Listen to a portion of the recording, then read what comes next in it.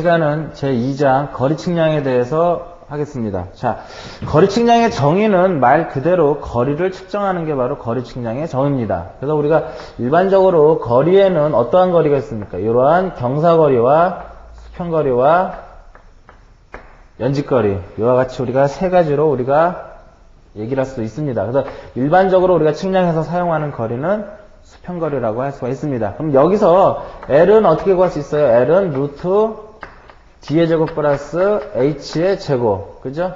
또 D는 어떻게 구할 수 있습니까? 루트 L의 제곱 마이너스 H의 제곱.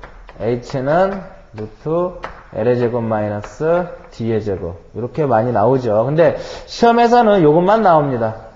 이것도 나오는데 실질적으로 수평거리가 얼마고 연직거리가 얼마다 경사거리를 구하라 그렇게는 절대로 안 나옵니다. 이거는 저번에도 제가 말씀을 한번 드린 적이 있는데 요거는 트래버스 측량에 나옵니다. 트래버스 측량에.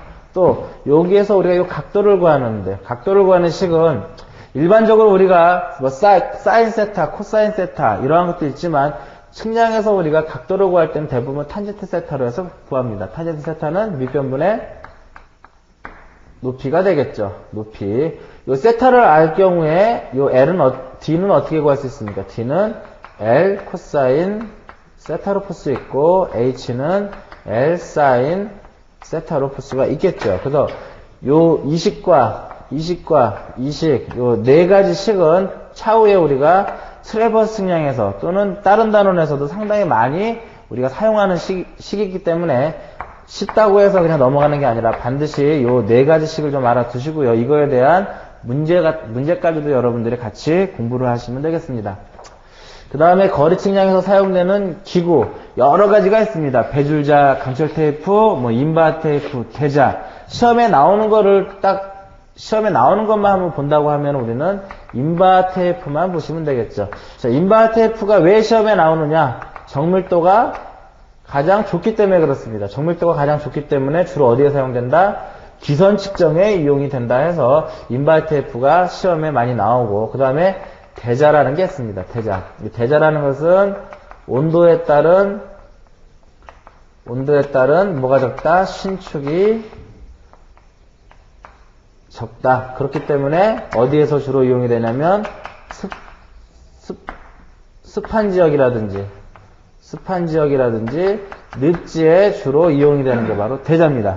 물론 뭐 배줄자, 강철 테이프 여러 가지가 있지만 그런 건 시험 문제 안 나옵니다. 배줄자 같은 경우는 어떤 겁니까? 우리가 일반적으로 현장에서 이렇게 쉽게 감아서 쓰는 자가 이제 배줄자가 되겠죠. 그래서 거리 측량에서 이용되는 기구에 대해서는 여러분들이 인바 테이프하고 배줄자 이렇게만 알아두시면 되겠죠.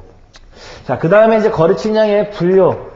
자, 이 거리 측량의 분류도 상당히 중요한 부분 중에 한 부분입니다. 자, 우리가 그 거리 측량의 분류를 보게 되면 먼저 직접 거리 측량이 있습니다. 직접 거리 측량과 간접 거리 측량으로 우리가 구별할 수가 있습니다. 자, 직접 거리 측량이라는 것은 뭐 줄자를 가지고 직접적으로 우리가 거리를 측정하는 것을 우리는 직접 거리 측량이라고 하고, 간접 거리 측량이라는 것은 줄자가 아닌 다른 거를 이용해서 계산에 의한다든지 여러 가지 직접 거리 측량, 줄자를 이용하지 않고 다른 방법으로 우리가 하는 것들을 우리는 간접 거리 측량이라고 합니다. 그래서 간접 거리 측량의 가장 대표적인 것들은 VL, BI, 그 다음에 또 뭐가 있습니까? 그 다음에 전자기파 거리 측정기,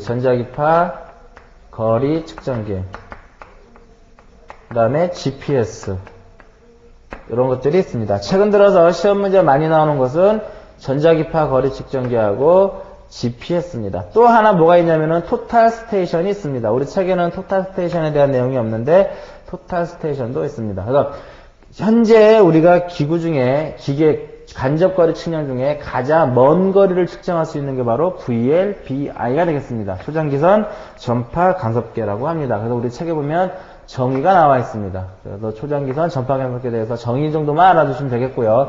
전자기파 거리 측정기는 보통 우리가 어떤 것들이 있냐면은 전파 거리 측정기와 광파 거리 측정기로 우리가 분류를 합니다. 그래서 전파 거리 측정기하고 광파 거리 측정기에 뭐가 많이 나오냐면 비교가 시험 문제에 많이 나옵니다. 먼저 이 전자기파 거리 측정기를 우리가 뭐라고 합니까? EDM이라고 합니다. EDM이라고 하는데 이 EDM의 원리, 전자기파 거리 측정기의 원리는 발사파하고 이 반사파의 위상차를 이용을 해서 우리가 거리를 구하는, 이게 바로 전자기파 거리 측정기의 원리입니다. 자, 그 다음에 광파거리 측정기하고 전파거리 측정기의 비교가 과거에는 시험에 상당히 많이 나왔습니다. 상당히 많이 나왔는데, 일단 광파거리 측정기를 한번 보게 되면, 광파거리 측정기라는 것은 기계를 우리가 지표면에다 세워서 어느 한 기지점에다 기계를 세운 다음에 우리가 측정하고자 하는 지점에 뭐를 세우냐면 반사경, 프리즘을 세웁니다.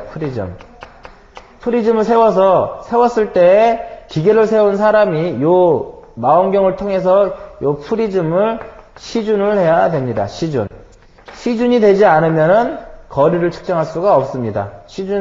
반드시 시준이 돼야만 이 점과 요 A라는 점과 요 B라는 점의 거리를 측정할 수가 있습니다. 그렇기 때문에 이 광파거리 측정기 같은 경우는 뭐 안개라든지, 그죠? 그러한 것들이 있으면은 측정이 안 됩니다. 왜? 우리가 이 프리즘을 찾을 수가 없기 때문에. 그래서 전파거리 측정기하고 우리가 광파거리 측정기의 비교를 보게 되면 기상조건에는 전파는 영향을 받지 않고 광파는 영향을 받는다. 그 다음에 뭐가 있습니까? 장애물이 있죠. 여기서 말하는 장애물이라는 것은 뭐 담이라든지 뭐 나무라든지 그러한 것들이 아니고 전파에 영향을 끼치는 것들입니다. 다시 말하면 뭐 자동차라든지 송전소, 고압선 이러한 것들이 되겠죠. 그렇기 때문에 전파거리 측정기는 장애물에 영향을 받고 광파는 영향을 받지 않습니다. 그 다음에 정밀도는 어느 게 좋습니까? 전파가 낮고 전파가 더 높습니다. 또 우리 책에 보면 얼마로 나와 있어요?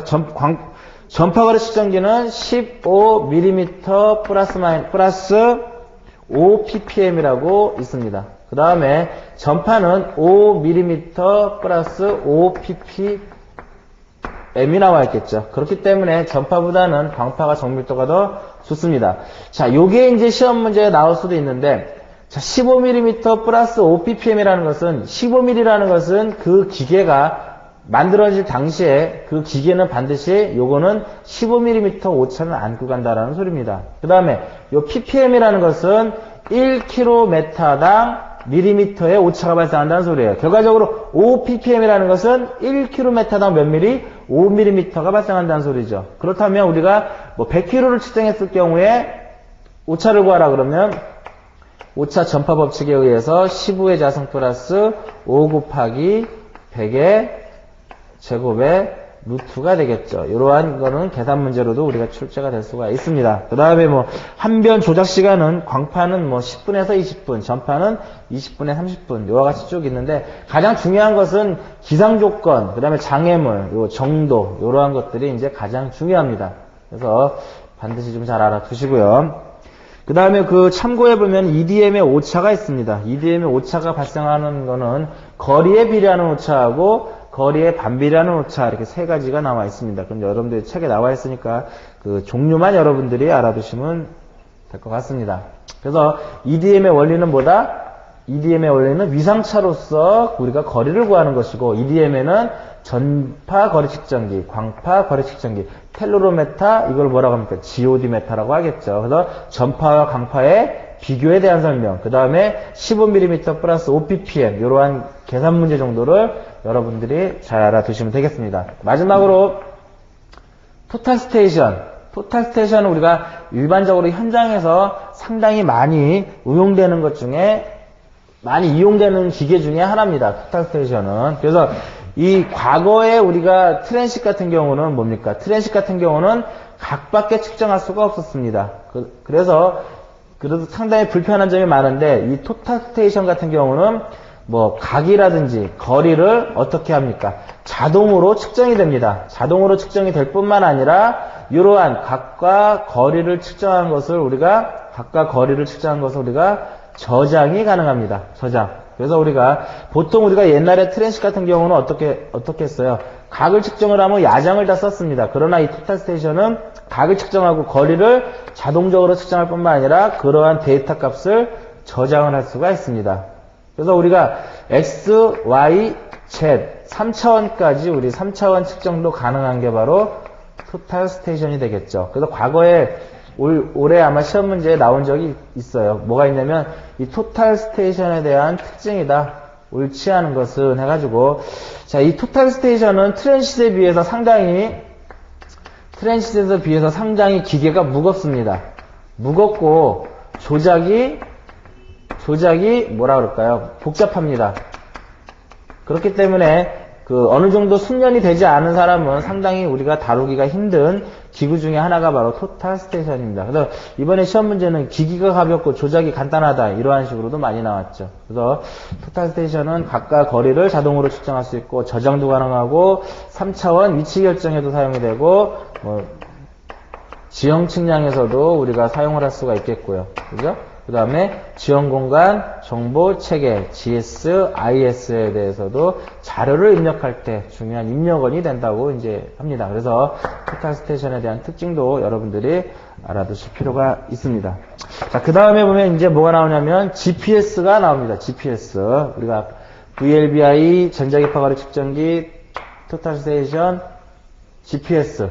요즘 최근 들어서 GPS에 대한 문제가 간혹 나오는데 이 GPS 같은 경우는 하늘에 현재 있는 GPS 위성을 이용을 해서 우리가 점의 위치를 결정하는데 많이 사용하는 방법이 바로 GPS 측량입니다. 그래서 이 GPS는 인공위성을 이용하기 때문에 우리 책에 나와 있듯이 고밀도 측량이 가능하다.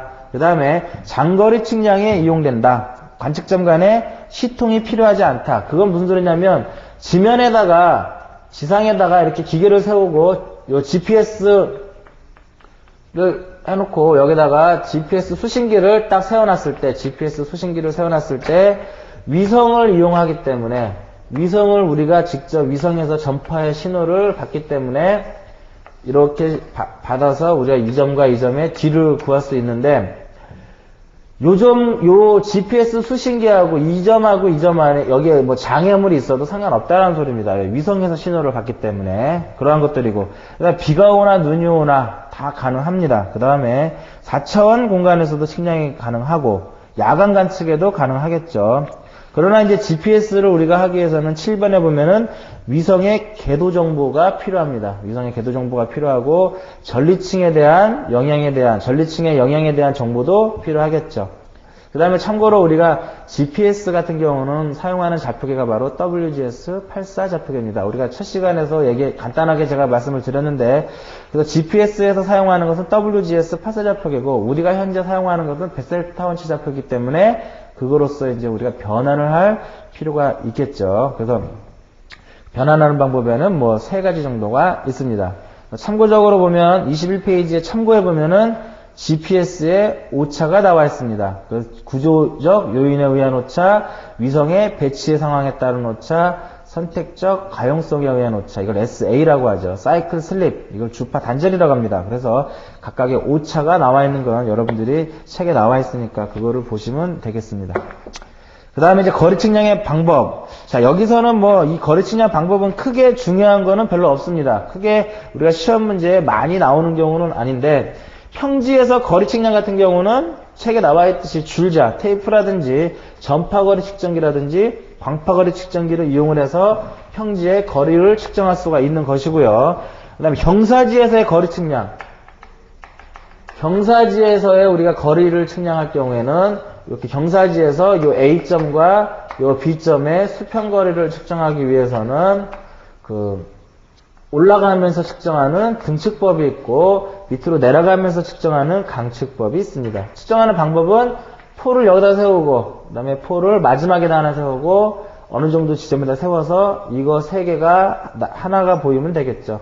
그 다음에 어떻게 합니까? 여기다 수선을 내리고 또 이렇게 해서 수선을 내리고 또 수선을 내리고 수선을 내렸을 때 요로 L1, L2, L3, L4 이거를 다 더하면 바로 수평거리를 측정할 수가 있는 겁니다. 그래서 올라가면서 측정하는 방법을 등측법, 내려가면서 측정하는 방법을 강측법이라고 합니다. 그래서 정밀도는 어느 게 좋습니까? 강측법이 정밀도가 더 좋습니다. 계단식 방법은. 그 다음에 비탈거리를 수평거리로 환산하는 방법 같은 경우는 뒤에 우리가 이제 경사보정에서 다루기로 하고요. 수평표촉을 사용한 거리 측정. 자, 수평표척을 이용을 해서 거리를 D를 구할 때는 여러분들이 우리가 요 그림만 알고 있으면 되겠죠. 여기서부터 여기까지를 우리는 H라고 하고 요거를 우리가 D라고 합니다. 기계를 여기다 세워서 요 각을 측정하는 거죠. 요 세타각을 측정을 합니다. 그러면 요 각은 2분의 세타가 되겠고 여기는 2분의 H가 되겠죠. 요 길이는. 그럼 여기서 우리가 요 탄젠트 세타 이꼬르 밑변분의 높이를 적용하게 되면은 탄젠트 2분의 세타 이꼬르 밑변분의 2분의 H가 됩니다. 이제 여기서 우리가 구하고자 하는 건 D니까 D 이꼬르 탄젠트 2분의 세타분의 2분의 H가 되는 겁니다. 그래서 이제 식이 나오는 게 D 이꼬르 어떻게 나옵니까? 2분의 H에 코탄젠트 2분의 세타. 이러한 결과식이 나오는데, 이러한 결과식을 외우는 것보다는 요 그림에 의해서 밑변분의 높이를 내서 최종적으로 이러한 식이 나온다라는 거. 과정 정도만 여러분들이 보시면 쉽게 우리가 거리를 구할 수가 있습니다. 그래서 수평표척을 이용한 거리 측정은 여러분들이 공식을 외우는 것보다는 공식을 유도하는 것, 밑변분의 높이라는 개념만 알고 여러분들이 아마 공식을 알면 공식으로 쉽게 우리가 알 수가 있습니다. 그 다음에 이제 거리 측량의 순서를 보겠습니다. 23페이지에 보면은 골격 및 세부 측량해가지고 거리 측량의 순서가 나오죠. 자, 이 부분은 95년도 이후에 거리 측량의 순서에 대해서는 시험 문제 나온 적이 거의 없습니다. 거의 없는데, 그래도 한번 간단하게 보면은 거리 측량의 순서는 답사, 그 다음에 선점, 조표, 그 다음에 뭡니까? 골격, 측량, 그 다음에 세부, 측량. 이렇게 나눠집니다. 답사, 선점 및 조표, 그 다음에 골격 측량, 세부 측량. 여기서 여러분들이 알아두셔야 될 것은 선점 시 주의사항이 있습니다. 주의사항이 있는데, 첫 번째, 측점 간의 시준이 잘 돼야 되겠고, 근데 여기서 중요한 것은 우리 책에 나와 있듯이 되도록이면은 측점수를 적게 하라. 이게 중요합니다.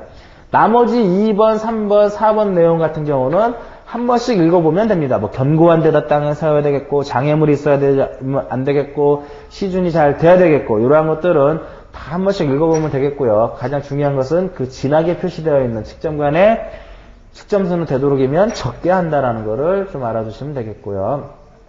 자, 골격 측량에는 총 4가지가 있습니다. 어떤 게 있냐면은 방사법이 있고, 그 다음에 삼각구분법, 그 다음에 수선구분법, 그 다음에 개선법, 이렇게 있습니다. 그다음 방사법이라는 것은 책에 나와 있듯이 측량 안에 장애물이 없어야 됩니다. 장애물이 없어야 되겠고, 모든 점이 전부 다 시준이 다 가능해야 되겠죠. 그 다음에 삼각구분법이라는 것은 측량 구역이 그리 넓지 않고 측점 간의 투시가 잘 되는 곳에 사용합니다. 측량 구역이 그리 넓지 않고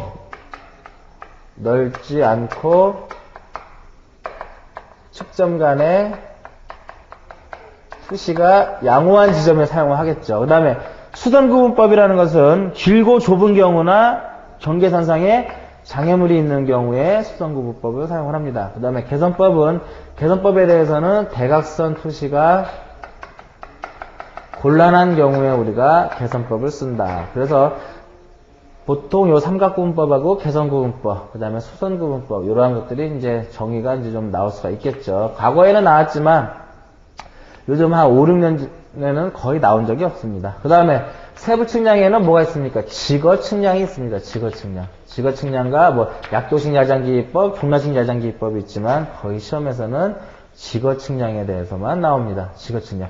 직거라는 건 뭡니까? 어느 한 기준선이 있으면 직거라는 것은 어느 한 점에서부터 기준선에 내린 수선의 길이를 우리가 뭐라 하냐면 직거라고 합니다. 그래서 우리가 책에 나와 있듯이 직거의 특징은 뭡니까? 5도 이하는 뭐로 본다? 5도 이하는 평지로 보겠죠.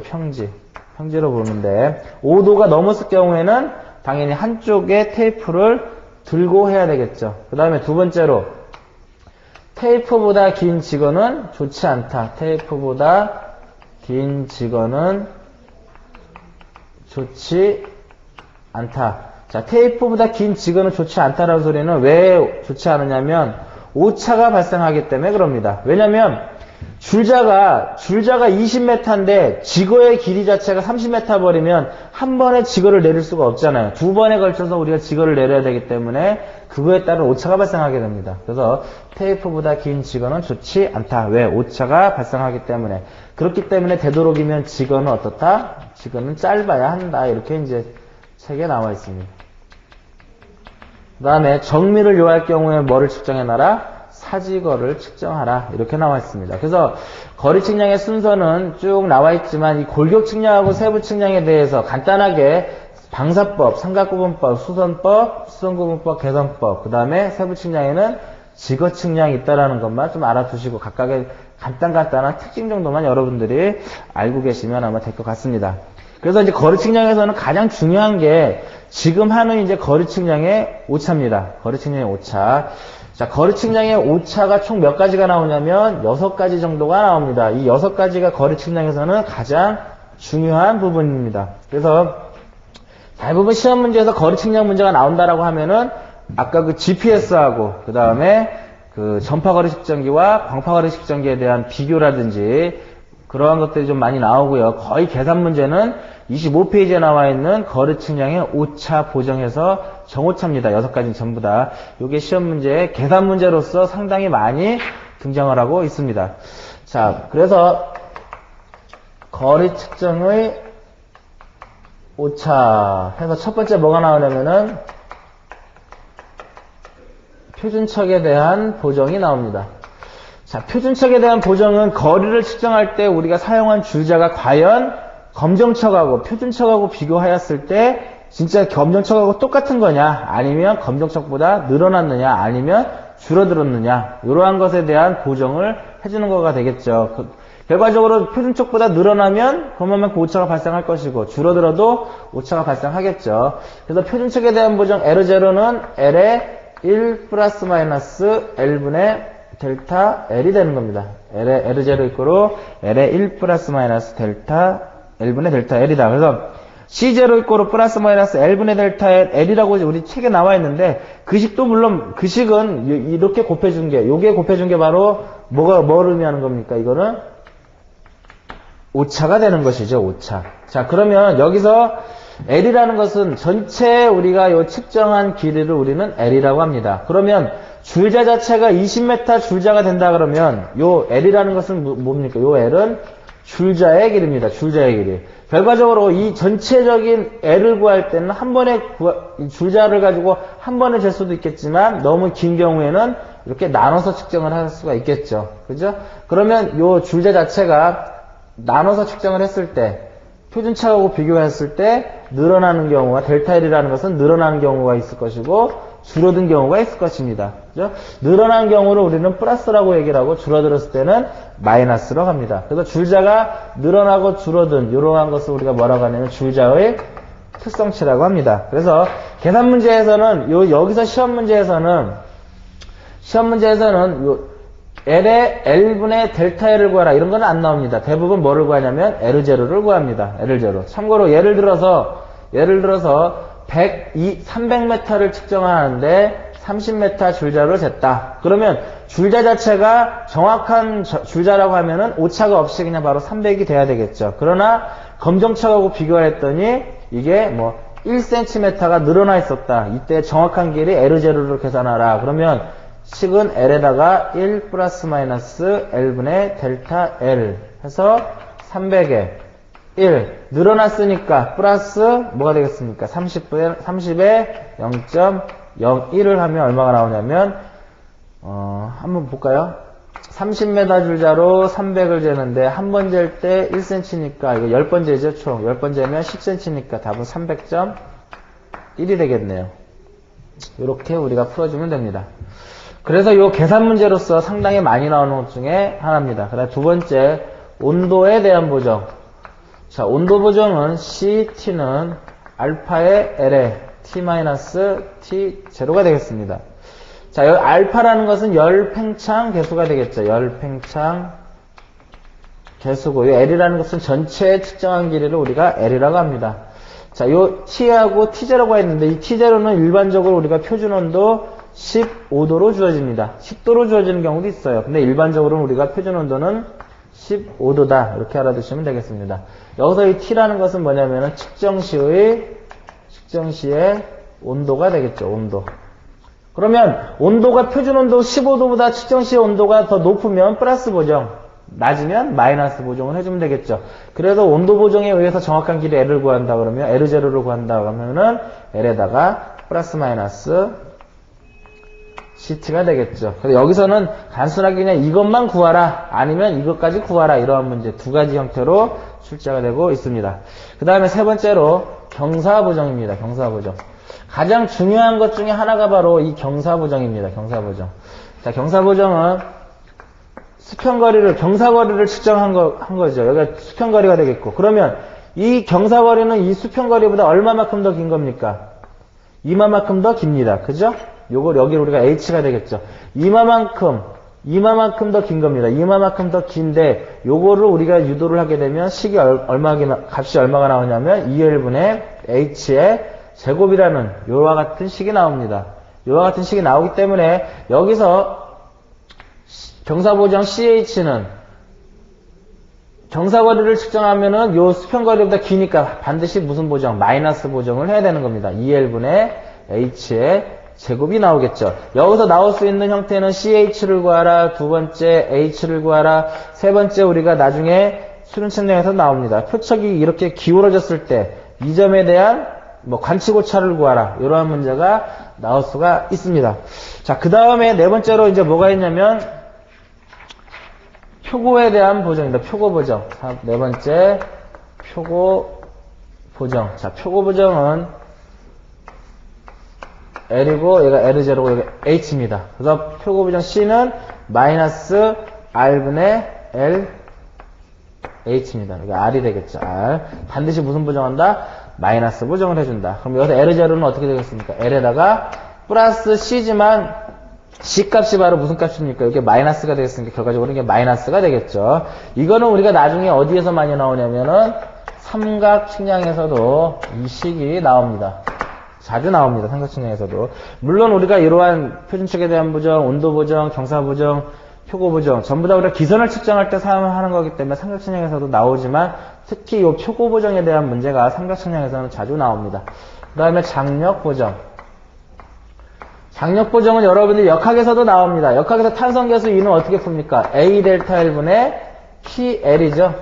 여기서 이제 델타 L이 이제 바로 장력 보정 양이 되겠죠. 그래서 CP는 A 2분의 P-P0의 L이 되는 겁니다. 여기서 A라는 것은 면적이 되겠죠. 면적이 되겠고, 이거는 뭐가 되겠습니까? 탄성계수. 보통 철의 탄성계수는 2.1 곱하기 10의 6승이죠. 마이너스 6승인가요? 10의 6승이죠. 마이너스 6승이 아니라. 그 다음에 여기서 P라는 것은 측정 시의 장력이 되겠고, 요 P0라는 것은 표준 장력 몇 킬로그램? 표준 장력은 10kg입니다. 10kg. 그래서 요 장력에 대한 문제가 나왔을 경우에는 여러분들이 반드시 조심해야 될 것은 단위 환산만 조심하시면 됩니다. 단위 환산. 면적 메다 제곱. 이거는 kg per cm 제곱. 그렇기 때문에 단위 환산을 잘 하시면 되겠습니다. 그 다음에 마지막 여섯 번째로 처진 보정. 자, 처진 보정 같은 경우는 CS는 마이너스 24분의 LL P분의 WL의 제곱이 되겠죠. 우리가 기선을 측정할 때는 바닥에다가 뭐를 박습니까? 바닥에다가 지지말뚝을 박습니다. 지지말뚝을 박는데 요 지지말뚝의 요 간격이 바로 요 L이 되겠죠. 요 L이. 이게 몇 메다입니까? 이게 5m가 되겠죠. P라는 것은 장력이 되겠고 L이라는 것은 전체의 길이 L이 되겠죠. 그래서 상당히 많이 나오는 식 중에 하나입니다. 그래서 전체적으로 봤을 때 마이너스 되는 것은 처짐, 그 다음에 표고, 경사 보정은 무조건 마이너스 보정을 합니다. 마이너스 보정. 뭐 때로는 장력 보정이라든지 온도 보정도 마이너스 될 수가 있겠죠. 모든 것들이. 그러나 무조건 마이너스가 되는 것은 경사 보정, 표고 보정, 처짐입니다. 그래서 이 거리 측량에서는 계산 문제가 이게 가장 중요합니다. 그래서 오늘은 여기까지 하고 이어서 거리와 도상거리와 실제거리와에 대한 관계를 하겠습니다.